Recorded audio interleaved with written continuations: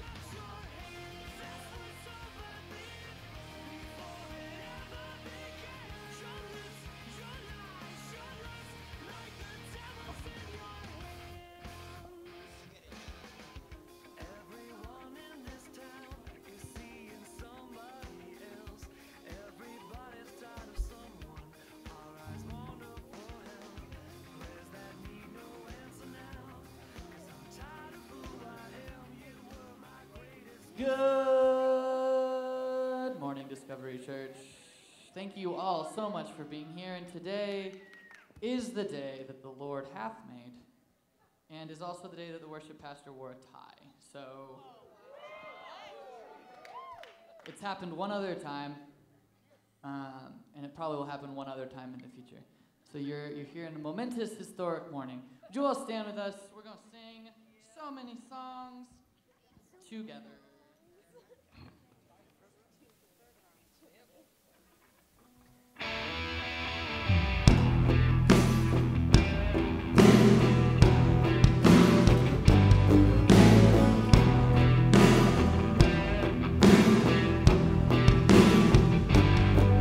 Your head, weary sinner, the river's just ahead. Down the path of forgiveness, salvation's waiting there. You built a mighty fortress, 10,000 burdens high. But love is here to lift you up, here to lift you high. If you're lost and wandering, come stumbling in like a prodigal child. See the walls stop crumbling, let the gates of glory open wide.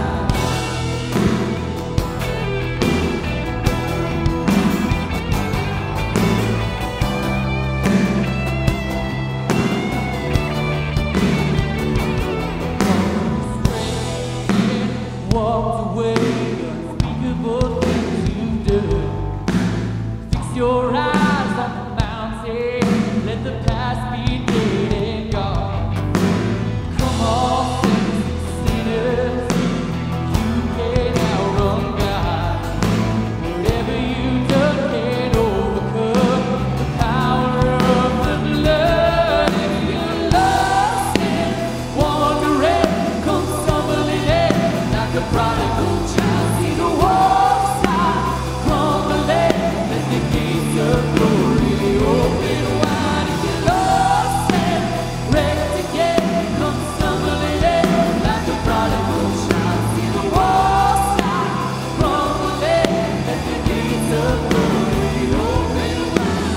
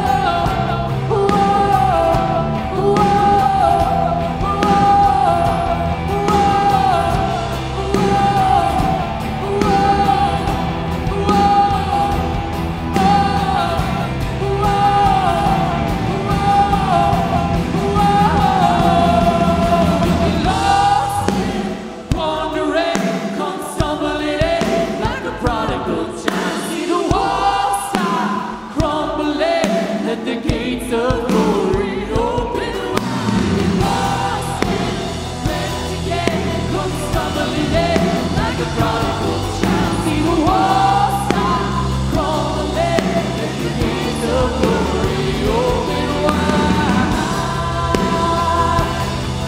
Let the gates of glory open wide. Gates of glory open wide.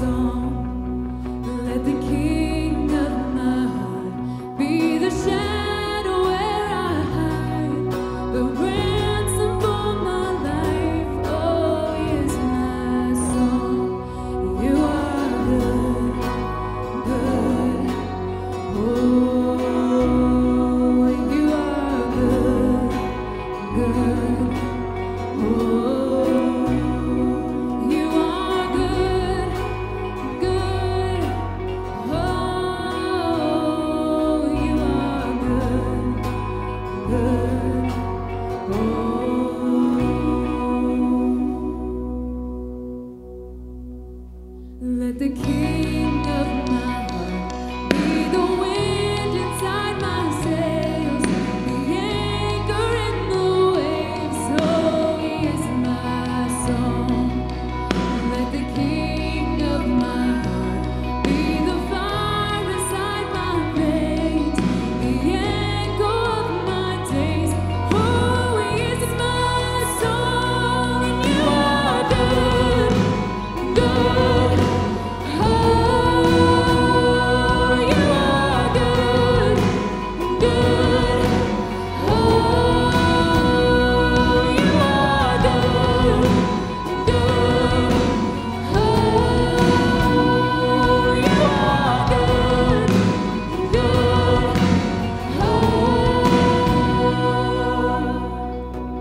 You're never gonna let me down. You're never gonna let me down. You're never gonna let me down. You're never gonna let me down. You're never gonna let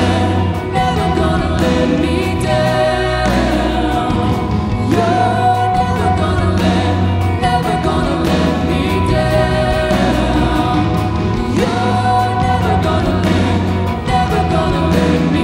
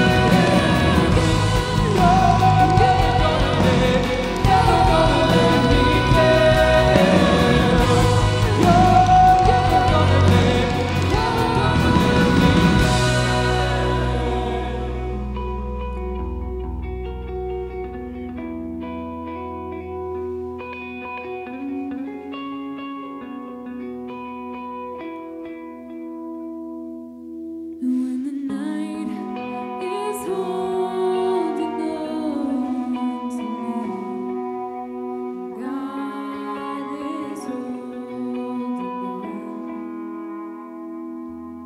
When the night is holding on to me, God is holding on.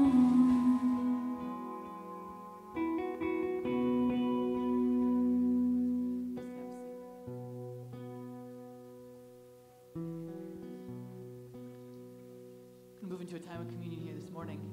This is the way that we recognize the sacrifice that Jesus made, that we come and we remember that our God will never let us down, that despite everything we've done, despite everything that we will do, our God loves each and every one of us enough. And he loved each of us enough to send his son to come and to bleed and to die and to hang on a cross and to pay the price so that we didn't have to, and to give us this opportunity at a life worth living.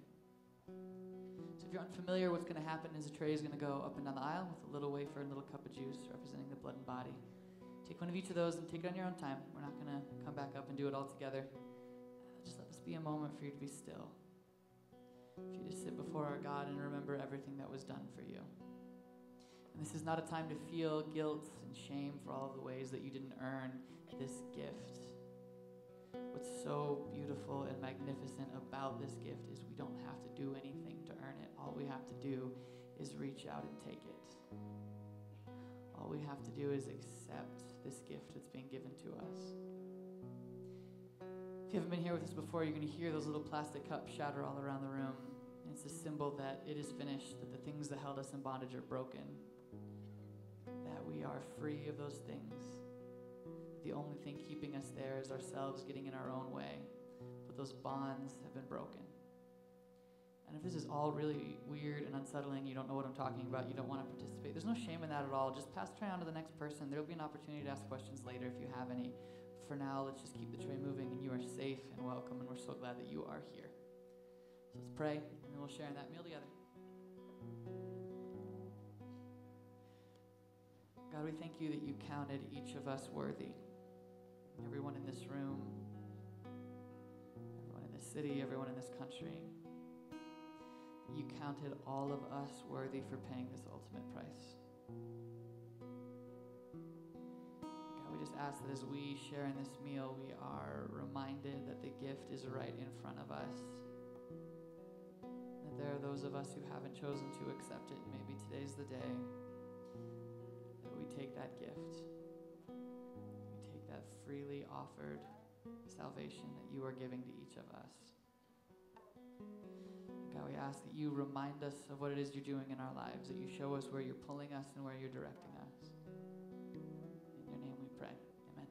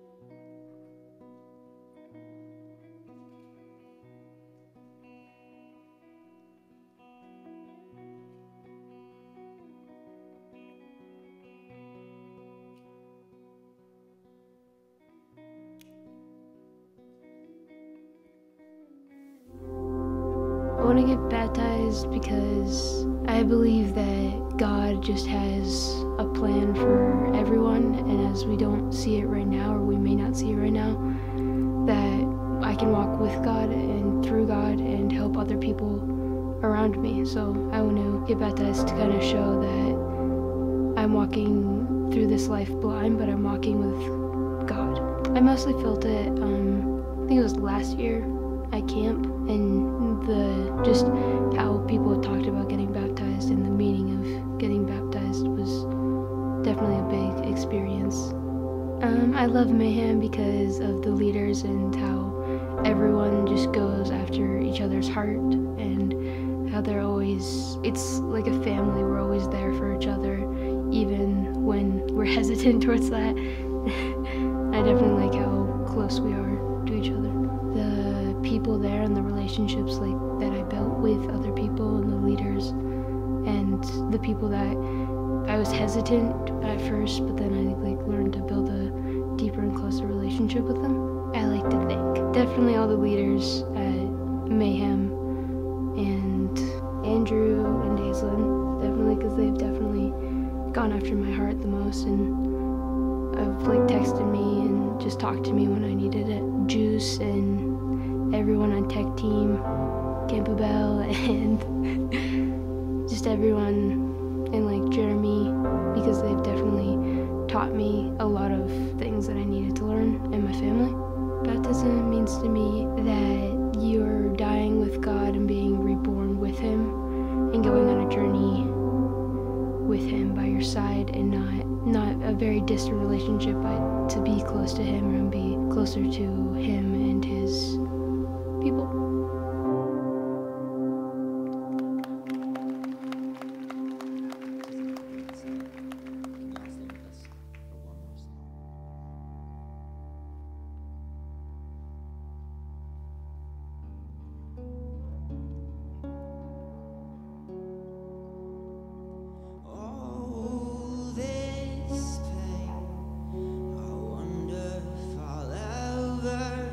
Find my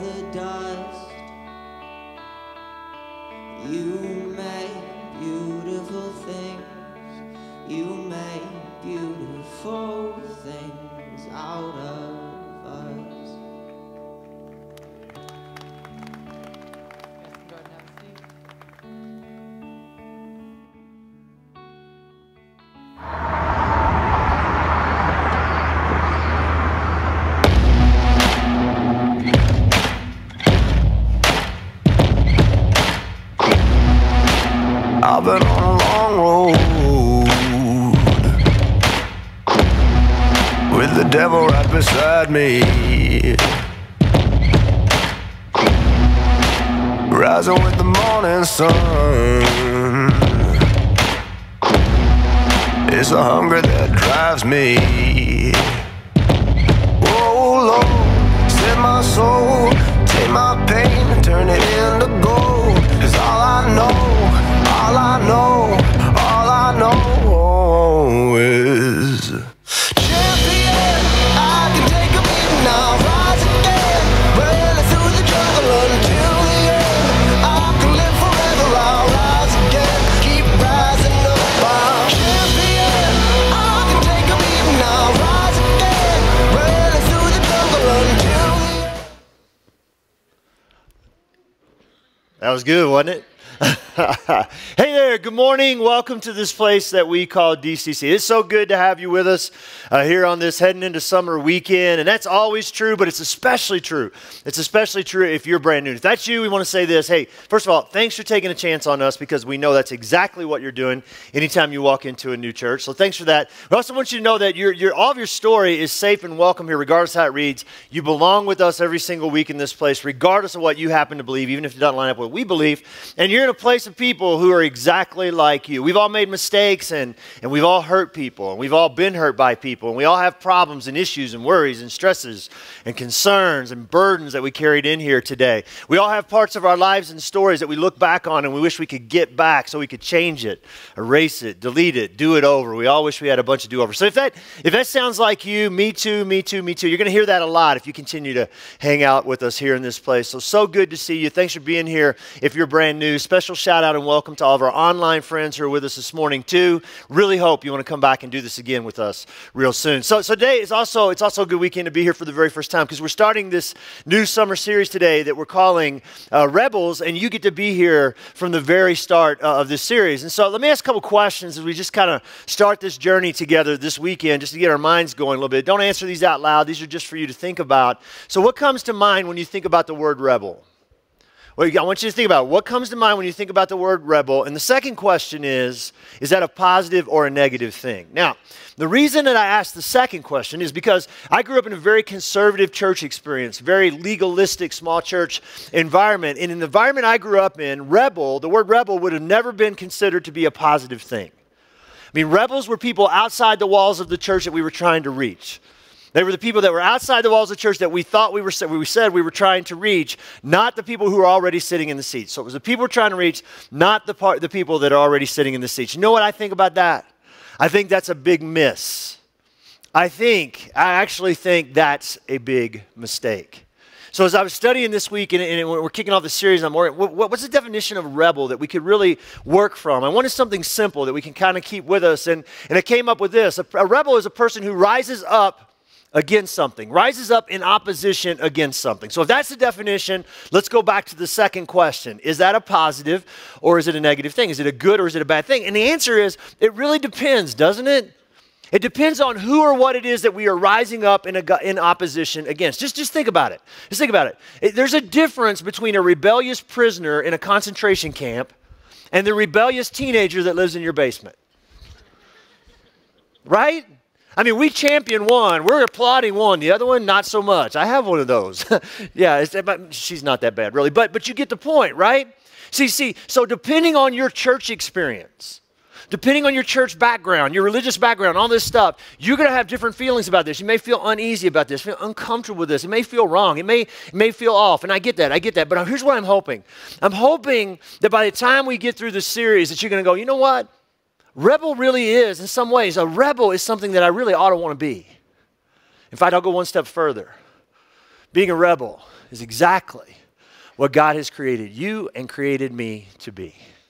And I don't expect you to agree with that. I don't. But my hope is this. By the time that we get to the end of this, even the end of today, it's going to make a lot more sense to you.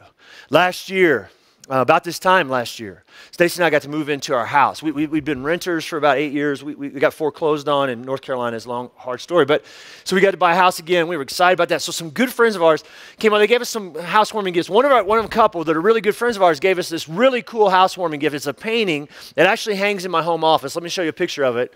This is it. So this image has always just really stirs things up in me. If you know me at all, you know that. I back in when I had my own law firm, this hung in the lobby, not this exact one. It wasn't this nice. It was actually just kind of a print of this exact same image. And it always has moved me in some way, but I never really gave much thought to that.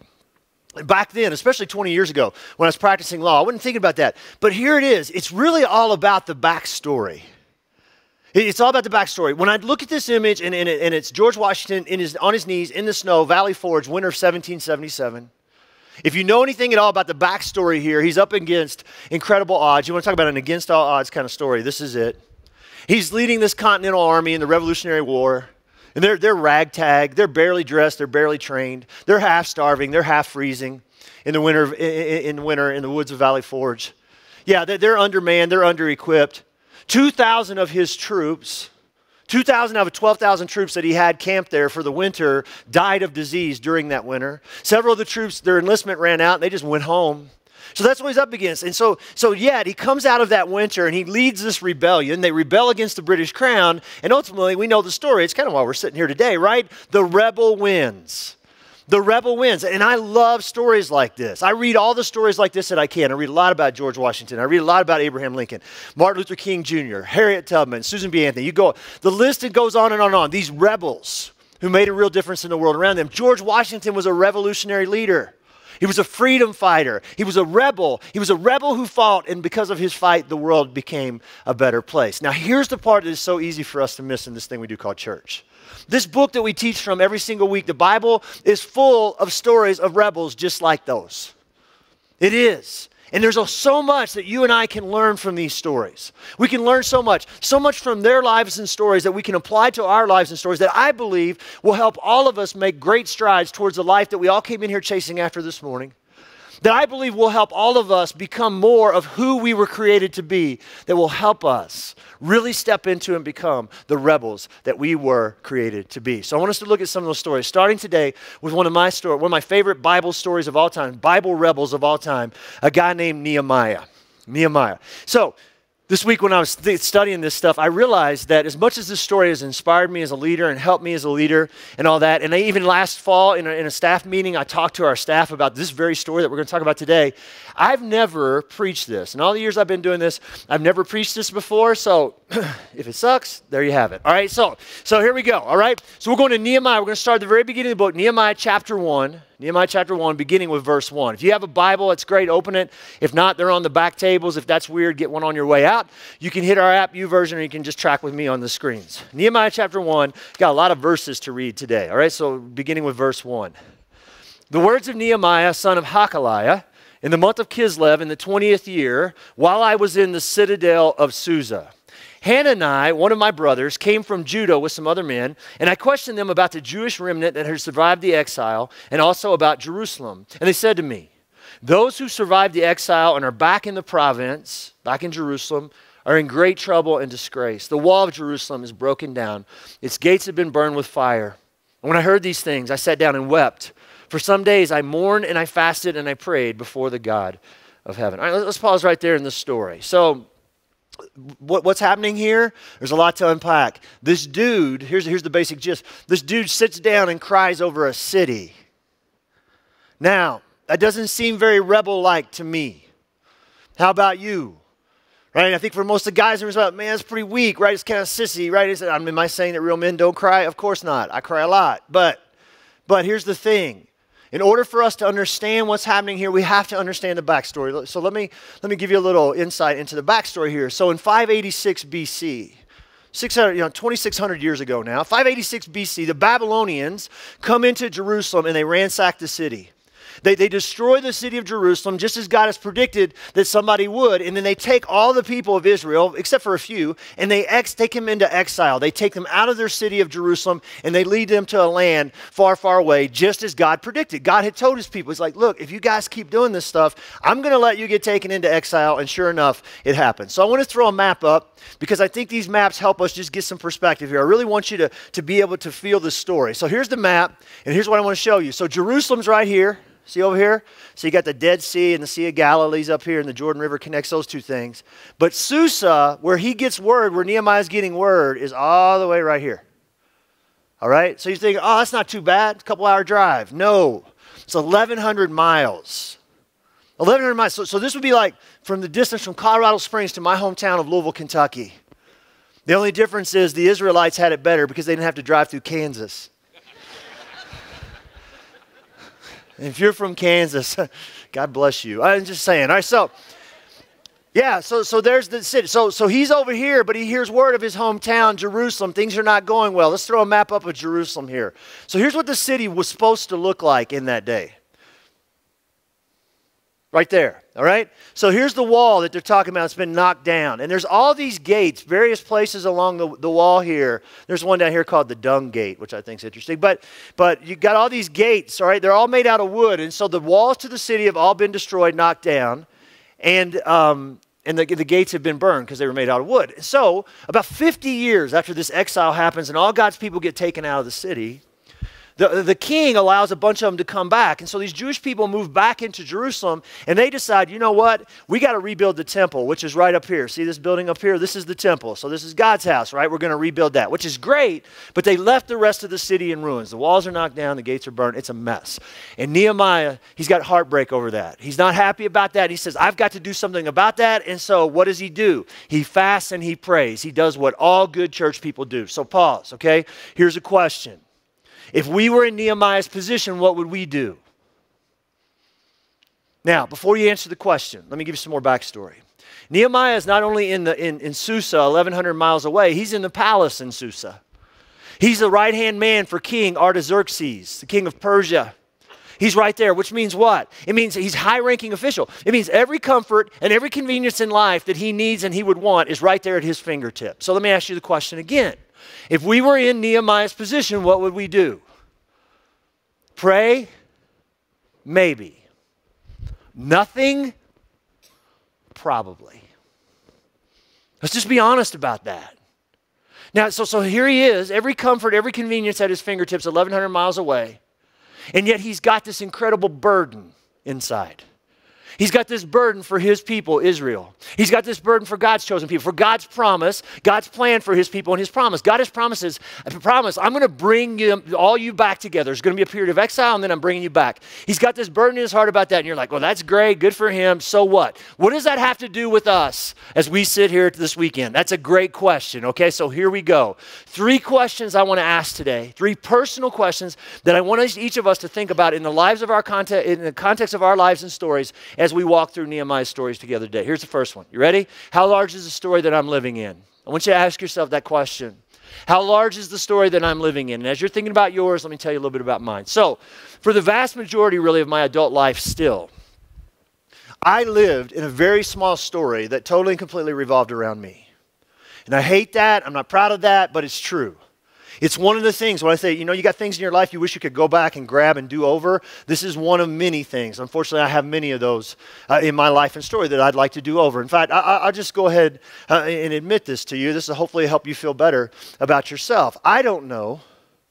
As I think about my life, I don't know for a period of my life that there's ever been a follower of Jesus, someone who claimed to follow Jesus, someone who'd grown up in church, been in church their own life. I don't know that there's ever been a person who was in those 2 categories who was more selfish and small story than I was. I'll just be honest with you. I didn't give any thought to God's kingdom. I didn't give any thought really to the larger story and God's kingdom. You want to know why? Because I was too busy building my own.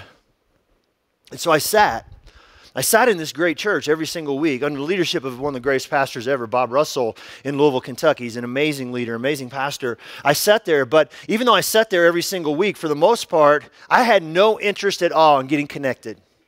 I didn't want to connect with these people around me. I thought Christians were a little weird. right? I didn't really want to serve in the church. Ain't nobody got time for that. I don't want to give my money. Are you kidding me? I'm trying to build an empire here. I don't have time to I can't give you my money. Invite my friends. I might invite them to the bar. I'm not going to invite them to church. That's just freaking weird, right? And leadership, I had some leadership gifting. No.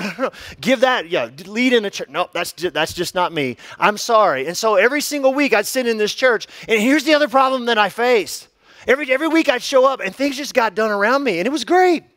There was always somebody there to hand me a donut, hand me coffee, and say good morning, hand me a watch my kids. It was awesome, right? And so here's the deal. It's easy to come to this conclusion. They don't need me. I'm not really needed. When in fact, when I look back on my life, that's what was going on. It wasn't about that.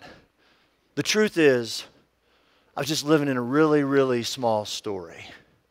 And my guess is, as I think about that, the story I was living in is really small, that I'm not alone in that. And so think about it in the context of Nehemiah's life. It would have been very easy for him to remain in his own small story, in the comfort and convenience of a palace 1,100 miles, which was a 2-month journey in that day. 1,100 miles away. But he didn't do that. And I'm telling you, we need to learn from this. There's something significant in this for us. When you read the Bible and you read about these rebels and these heroes that God rises up, and they're common people just like us, right? They're people that have made a bunch of mistakes just like us. But when you read about these people, here's what you see. There's this common trait.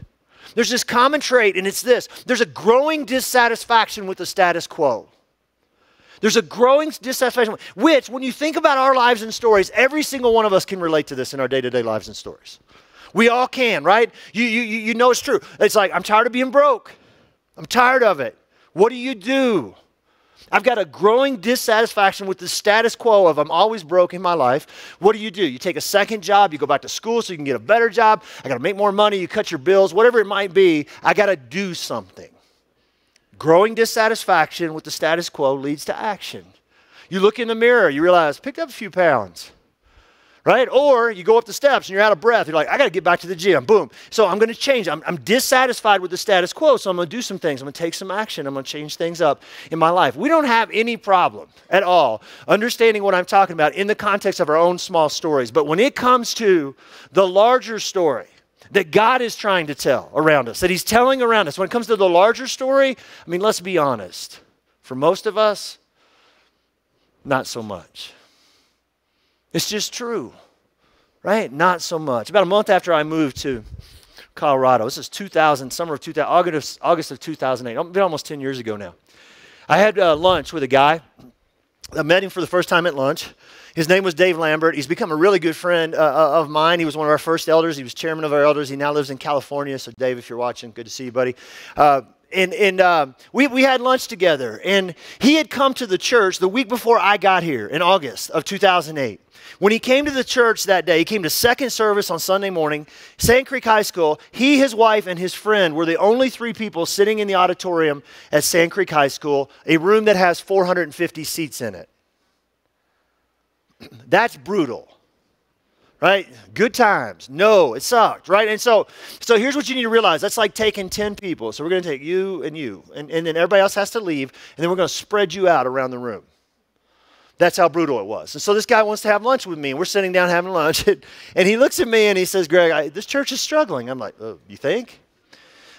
He's like, yeah. And he said, I got a question for you, man. He goes, so why does Colorado Springs need this church? Why does Colorado Springs, he said, why does Colorado Springs need another church? There's 400 churches in this city. I was like, you know what, Dave, you're right. I mean, Colorado Springs doesn't need another church, but I said, Dave, here's the deal. It needs a church like the one that God's given me a vision for. See, it needs a church where people learn to understand the significance of their stories, not just their sin, their stories too. That it needs a church that's kind of centered around this ransomed heart message of the heart. Right? It needs a church that leads with love and not judgment. It needs a church where you don't have to become like us to belong with us. It needs a church that's messy and a church that's a mass unit full of broken and wounded and messed up people who are just rolling up their sleeves and trying to help rescue other broken, wounded, and messed up people. So I just kind of painted this picture of this vision that I had for ultimately what Discovery would become and who we are today. But here's the thing. Listen, that doesn't make us better. We were not better, and we don't claim to be better, but it does certainly make us different. And see, here's what I think about when I think about this church. God has built this place on this, he really has built it on this holy dissatisfaction with the status quo and what the church can become. That is not what Jesus intended for it to be. So as you think about this, and how large is the story I'm living in, here's what I want you to understand. Church is not the only place that God sanctions. Right? It's like, I got to check my box, larger story box. Oh yeah, am I involved with my church? That's not the only. I have friends who are rebels, doing a lot of good, rebels for good in so many other ways. Like I got friends who are rebelling against, they're rebels who are saying, you know what? I'm not good with the status quo when it comes to human trafficking.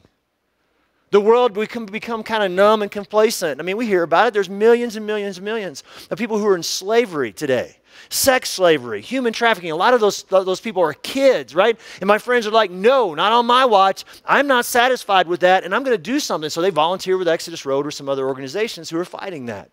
I'm dissatisfied. My dissatisfaction leads to action. I'm going to step into the larger story. I have other friends who said, you know what? I don't like the problems and challenges that the working poor population of Colorado Springs are facing. I'm not talking about the homeless. I'm talking about the working poor. Many families, they're trying. They're working hard. They're just not making enough money to make ends meet. And they're hurting. And my friends are like, nope, not on my watch. And so they're volunteering with Crossfire, our partner Crossfire, helping provide food and clothing and supplies for these families. My dissatisfaction, no, I'm not okay with that family suffering like that. My dissatisfaction is leading to action. I'm going to step up and into the larger story. I can't do a lot, but I can do something. I have other friends who've drawn a line in the sand. They say, you know what? I am not good with the problems and the challenges and the hopelessness that I see with foster kids and foster families in our city. It's a growing problem in Colorado Springs. They're like, nope, not on my watch. Dissatisfaction leads to action. I'm stepping into the larger story, and they're volunteering with Fostering Hope and other agencies to help foster kids and foster families, and they're making a real difference. You see it? Dissatisfaction leads to action. I step into the larger story. Here's my question. What does that look like in your life and story as you sit here today? There are opportunities in front of every single one of us, all around us every day, for us to step into becoming the rebels for good that God created each one of us to be. And here's the point and here's the problem. It is so easy for us to look around in the world around us and go, you know what? If something could be done. Something should be done. Something must be done. Can I tell you something? Here's the game changer. When those words shift around a little bit, still 4 words, but it goes like this: I must do something. I can't fix it. I can't do everything, but I must do something. You owe it to yourself to ask this question: how large is the story that I'm living in? Let's go back to Nehemiah, okay? So Nehemiah, he prays and he fasts like all good church people do. But then he does something else. He prays for the courage to address the king. He goes to his boss, the king, King Artaxerxes, king of Persia, and he says, hey, king, I need to go back home. I need to go back and I need to restore the city and I need this. And by the way, I need some money, so I need provision, I need protection along the way, I need some camels, need all this stuff. What do you say? King says yes, because God's in it. He packs up his stuff, 1,100-mile journey back to Jerusalem. Here we go, to restore the city. He gets there. It's worse than he thought it was going to be. He sees it. It breaks his heart even more. But he surveys the situation, and then he recruits and he empowers people to help start rebuilding the wall. And that's exactly what they do. And so when we get into chapter 3, it starts saying this person's working on this section, this person's working on this section. It's actually kind of boring, but it's the Bible, so it's good, but we're going to skip it. All right? So we get to chapter 4, beginning of chapter 4, here's what we find. So the wall has been rebuilt. All the way around the city has been rebuilt to about half of its original height. So far, so good. And then this happens. Chapter 4, verse 7. Listen to this. But when Sanballat, Tobiah and the Arabs, the Ammonites, and the people of Ashdod heard that the repairs to Jerusalem's walls had gone ahead and that the gaps in the wall were being closed, they were very angry. And they all plotted together to come and fight against Jerusalem and stir up trouble against it. But we prayed to our God and posted a guard day and night to meet the threat. Meanwhile, the people in Judah, this is the area around Jerusalem, said, the strength of the laborers, the workers is giving out. And there's so much rubble that we can't rebuild the wall. Also, our enemies have said, before they know it or they see us, we will be right there among them and we will kill them and put an end to the work. And then the Jews who lived near them came and told us 10 times over, wherever you turn, they will attack us. Okay, so they start to rebuild the wall, and then it becomes obvious very quickly that this rebuilding thing is going to be a lot harder than Nehemiah thought it would. Why? Because opposition arises from leaders of other people groups in the area. Sanballat, mayor of the area of Samaria. See, what happened was when the Jewish people got pulled out of their land, out of Jerusalem, all these other people in the area just kind of moved in. And they don't want this wall to be rebuilt. And so they're going to threaten it. They're going to do everything they can to stall it out or to totally squash this effort altogether. So I want us to pause here now in the story. I want us to ask a second question. Again, make this question personal. As we begin to move towards larger story kind of thinking, as we begin maybe to step up and into the larger story in some way, here's an important question. You ready? Am I expecting opposition? Are you expecting opposition as you do that? Because if you're not, here's what's going to happen. You're going to burn out, you're going to quit, you're going to lose heart. I've seen it happen time and time and time again. One of my favorite movies of all time is We Were Soldiers. I used it last year, not this past year, but the year before, at the men's retreat. I love the story of Colonel Hal Moore. It's a true story. Colonel Hal Moore leads troops into Vietnam in this movie. There's so many great leadership lessons in this movie, how he treats his troops, and it's phenomenal. And besides that, Hal Moore is a Kentucky boy that grew up about 40 minutes from where I did, and so we have a lot in common. I wish we did. But there's this great scene in the movie where they're getting ready to go to Vietnam, one of the bloodiest battles ever.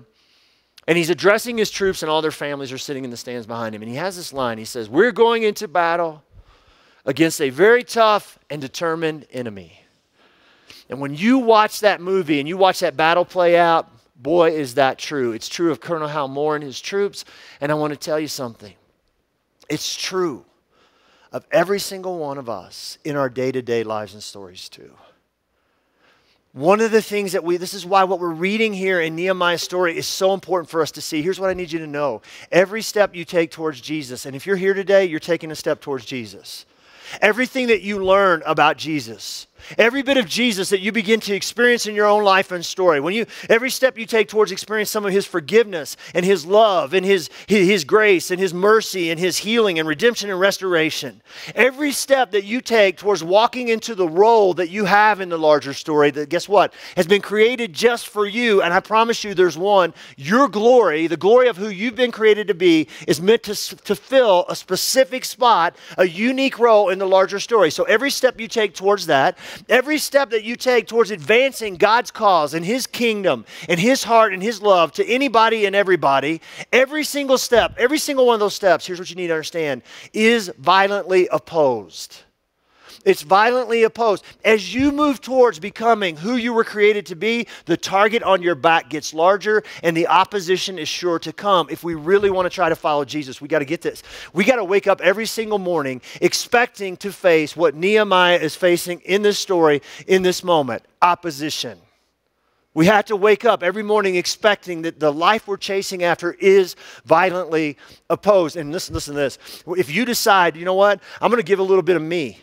I'm going to leverage just a little bit of me, my talent, my intellect, my personality, my strengths, my education, my money, my stuff. If I'm going to leverage a little bit of that for the benefit of the kingdom or somebody else, it's going to be opposed. Opposition is coming. And here's the thing, it's coming really, really hard.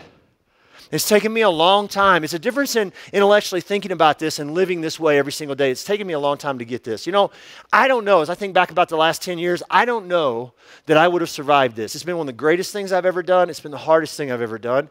I don't know that I would have survived this journey without the help of my good friends, my friendship with Craig McConnell and Morgan Schneider and John Eldridge and a few of the other team over at Ransomed Heart. They've really helped me understand this. And it goes like this, Greg, if you really want to line your heart up with God's heart for the rescue of people, for rescuing the hearts of people, you need to understand it is going to be opposed, and the opposition is going to come from everywhere. The bullets are going to be flying from all sides. It's going to come from outside the walls, and it's going to come from inside the walls too. And I'm going to tell you something, friendly fire hurts more than fire from the outside. And I'm telling you something, in the church, we got a bad habit of shooting our own wounded. And that really should stop. And see, here's what I've experienced. Every time that I try my best, and I'm not Jesus, so I can't do it perfectly, but every time that I try my best to walk the line of all grace and all truth, not half and half, but all, like I did 2 weeks ago when I talked about God not being homophobic, every time I do that, you know what happens? I get shot by both sides. I get shot by the all grace people because I haven't said exactly what they want me to say. And I get shot by the all-truth, religious spirit church people because I haven't said exactly what they want me to say. It's a no-win situation. You just take bullets from both sides. Then I'm telling you something, it hurts. But here's the thing. These guys have helped me understand because they're walking in it too, because they're about rescuing the hearts of people. Listen, this life from the heart, they say this, Greg, expect it to be hard, expect it to cost you a lot, expect it to be depressing and discouraging at times, expect it to keep you awake at night. Expect that because that is a non-negotiable part of living life in the larger story. It's a non-negotiable part of being the rebel that God's created you to be. It's hard. It's really hard. In his book, The Screwtape Letters, C.S. Lewis, I love C.S. Lewis. He's a brilliant guy. Some of the stuff he writes is, woo, you got to think about it. But this book, Mere Christianity, lots of good stuff. But Screwtape's Letters is a really cool book because it's kind of a conversation between Screwtape, who's a senior demon, and kind of some junior demons who he's coaching up. And one of those junior demons is Wormwood, who happens to be his nephew. And so he's just trying to help him out and give him some instructions. Here's how we do what we want to do. And he says this, and I didn't pull the book off my shelf and get the quote, but I'm going to paraphrase. It goes something like this. Hey, he's talking to Wormwood, and he says, hey, you know those Christians, those comfortable, complacent Christians who are just sitting in the seats in churches every single week? Wormwood's like, yeah. Yeah, just leave them alone. They're not a real threat to us. That's why I ask you a question. And I'm not asking that to guilt you or shame you or burden you. I'm asking you that question because of this. In order for any of us to really find the life that we all came in here looking for today, the only way we can do that is if we're living our life in such a way that we can answer yes to that question. And we need to think about that. See, if Nehemiah would have stayed in Susa. He's like, oh, cry, weep, pray, fast, I'm done. If he would have done that, he would have been no real threat in this story here. Everything changed when he what? When he stepped into the larger story. Everything changed when he said, no, I'm not okay with the status quo. I'm going to rebel against that. Everything changed when he said, I'm going to become a threat. And everything changes in our lives and stories too when we do that exact same thing, and the opposition does come. But listen, we don't have to lose heart. You want to know why? Because with the opposition that comes, can I tell you something? When it's about the larger story, purpose, meaning, significance comes to your life like it never has before. Why? Because greater is he who is in us than he who is in the world. That's what you got to hang on to, and it is so, so true. As hard as the battles are, the victories are greater. It is so true. So opposition comes, all right? It comes in this story. What happens next? How do we deal with that? What do we do with that? Let's finish it. Verse 16. From that day on, so they're gonna oppose it. Half my men did the work, while the other half were equipped with spears, shields, bows, and armor. The officers posted themselves behind all the people of Judah who were building the wall. And those who carried materials did their work with one hand and held a weapon in the other. And each of the builders wore his sword at his side as he worked. And so we continued to work with half the men holding spears from the first light of dawn until the stars came out. At that time, I also said to the people, hey, have every man and his helper stay inside of Jerusalem at night so they can serve as guards by night and as workers by day. Neither I, nor my brothers, nor my men, nor the guards took off our clothes. Each of us had a weapon, even when he went to get a drink of water. And you know what? You finish out the story. We're not going to read any more today. The rebels win. The wall is rebuilt. And so the question is, how do they do that? How's God's kingdom move forward here? What does it take? How do God's people move forward? How does the work get done? And here's the answer. You ready? Every single person has a shovel in one hand and a sword in the other. And I tell you something, I love the imagery of that. This is life-changing stuff. Well, I was talking to our staff last fall. I said, this is the posture that we've got to take in leading this church. We got to have a sword in one hand and a shovel in the other. In other words, we got to build and we got to fight. Every day we got to build and we got to fight. We got to build and we got to fight. This is the dual posture of a rebel for the kingdom, a rebel for good. We got to build and we got to fight. We got to build the kingdom. We got to build in this larger story that God is telling, and we got to fight for our own hearts and the hearts of people around us. This is what we must do every single day. So here's the last question for you, and my guess is you'll need to take it home and chew on it a little bit. But what does build fight look like in your life? Make it personal. What does build fight look like in my life? What does it look like in your life? I think one of the biggest challenges facing this thing we do called church today is this. Build fight is non-existent. It is non-existent in the lives of most people who love Jesus and are trying hard to follow him. See, I don't know that we can effectively follow Jesus if we are not waking up every single morning going, you know what? God's telling a larger story in this world. He's created a unique role for me, for my glory to step into and to live in that. And if we're not waking up every single day acknowledging the Navy SEAL saying, I am never out of the fight. See, when I got lots of dreams for this place. I think they line up with God's dream for this place. I think God's going to do some incredible things in the next few years here at DCC. When I think about what I dream of this place, I don't dream that we're going to be a place that's full of people who sing and pray. And those are good things. They're necessary things, right? But I don't dream that we're going to be a place that's full of people who read and quote. And those are good things. I dream that we're going to be a messy place of rescue that is full of people who build and fight. That every single day we wake up, we know we got to build and we got to fight. You know, as I was thinking about the last 10 years this past week when I was writing this, I couldn't help but think about our time over at Sand Creek High School. And I thought about a year in. So from 2008 to 2009, we were there. Actually, the church had been there for 4 or 5 years before I got here.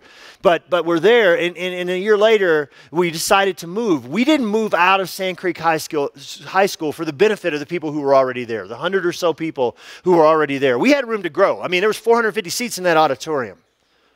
We didn't move out of there for our own benefit. Yes, we retired from setting up and tearing down. They'd done that for 6 years. I mean, that's hard. If you've ever done portable church, you know what I'm talking about. So yes, we retired, but we didn't do it for the benefit of the people already in the seats. We did it for the benefit of people we wanted to fill empty seats, and we realized that we had to have a fresh start if we were going to reach and rescue more people. Here's why. Because we've been doing that for 4 years in that place. The church had been in decline. It's like, oh yeah, that church at Sand Creek High School, been there, done that. That's a dead church. So you know what happened? The 100 or so people, 100 or so people, you know what they did? They took ownership. And they said, you know what, I'm going to take responsibility for just this section of the wall. And they became builders in the larger story. And they served and they sacrificed. And we took on 4 times as much rent as we were paying at the high school, which we already couldn't afford. They took ownership. I took responsibility. I can't do it all, but I can take this section of the wall. They did that, and then God, guess what he did? He began to fill the place up. And you know, so you fast forward 5 years later, we're busting at the seams. We're doing 4 services, packing the place out. The fire marshal would have shut us down. It was great. So then God, he opens up this place. This old grocery store been empty for 7 years, and it's a miracle. We buy this in the 10 acres we sit on here, and off we go, and here we are 4 years later. Yeah, and on any given weekend heading into this summer, you count the people that are here on the weekend, it's about 3 times as many as there were 4 years ago when we moved into this place. And that's an amazing story, right? And you're like, yeah, you go, God. Let me tell you what else has happened in the last 4 years. The percentage of people, the percentage of owners and builders has decreased. Every single weekend, we got a lot of people sitting in this place, but we don't have near enough people on mission with us. We don't have near enough people who are saying, I can take responsibility for this section of the wall. We don't have near enough people who are building and fighting. We don't have near enough people taking ownership with us, taking ownership behind us. Come on, you know this is true, right? Ownership is just different. Ownership is different. I mean, think about it. It's different than renting. People who rent, they don't invest much in rentals. That's true. But so is this. Now listen to this and think about it. Renters don't typically take away much either. We were created to be owners.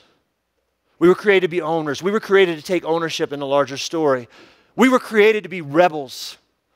You and I, we were created to rebel against status quo when it comes to this thing called church. We were created to rebel against religion, against a religious spirit, against stupid religious things that get between people and Jesus. You and I were created to rebel against comfort and convenience. We were. We were created to rebel against this mindset of taking the easy road or stepping out. We were created to rebel against complacency and this way of thinking that goes like this. Oh, somebody else can, will, and should do that. That's who we've been created to be. Now listen, there are times in all of our lives and stories where life has us by the throat. And this may be you as you sit here today. And the burden you carried in here today, life is just really ready to crush you. You don't see any way out. All right? There's times, and in those times in your life, here's what you need. You need some time, and you need a safe place to just take and receive. Hopefully catch your breath, to heal up. And we are that place for lots and lots of people, and I love that. I love that, and if you're here today and that's you, you take as much time as you need to do that. We are glad that you're here, but let me say this. The trick for all of us is not to allow that space in our lives to become a permanent place in our lives.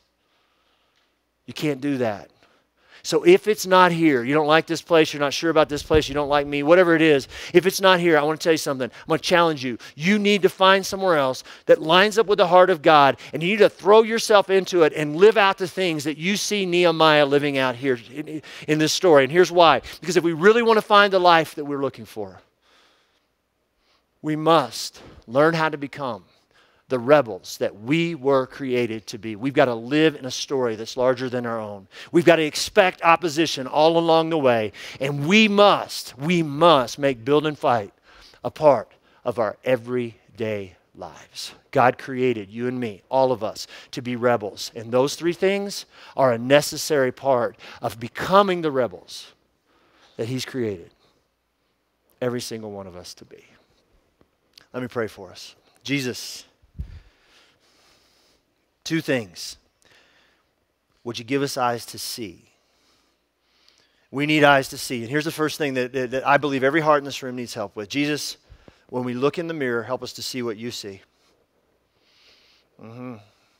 Help us to see ourselves as you see us, because what we see is disqualification. What we see is not what we want it to be. What we see is a product of the story that we've lived for most of our lives. That we're not qualified to do much. We don't have the gifting to make much of a difference. So first of all, Jesus, give us eyes to see ourselves as you see us. And then would you give us eyes to see this unique role that you've created for us in the story you're telling in the world around us? Help us to believe that there is one, first of all, but would you help us to see it, to understand that when we look in the mirror, there's a glory to our lives that we've been uniquely created with, and a spot for us in the story you're telling that only we can fill, regardless of how our story reads. So would you show us what that is? Just give us eyes to see ourselves as you see us. Give us eyes to see the next step that you have for us into that larger story. That's our prayer. In your name, Jesus. Amen.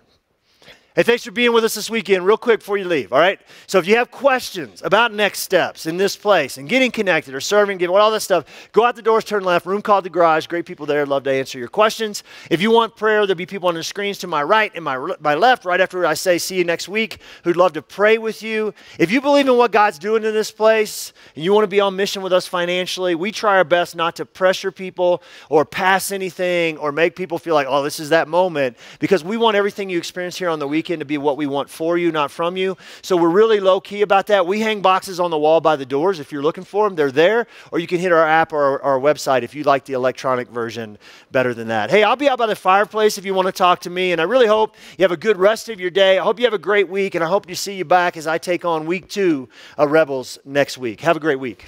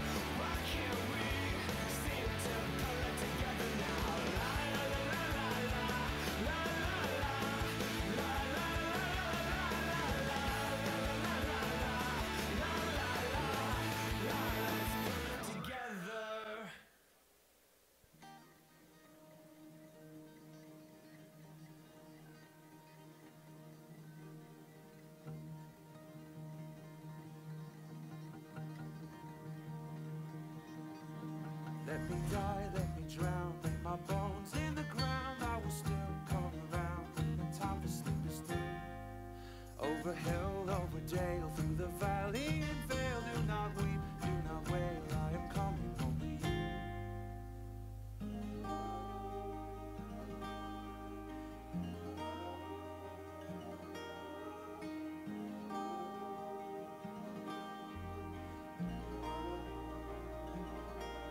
Every tune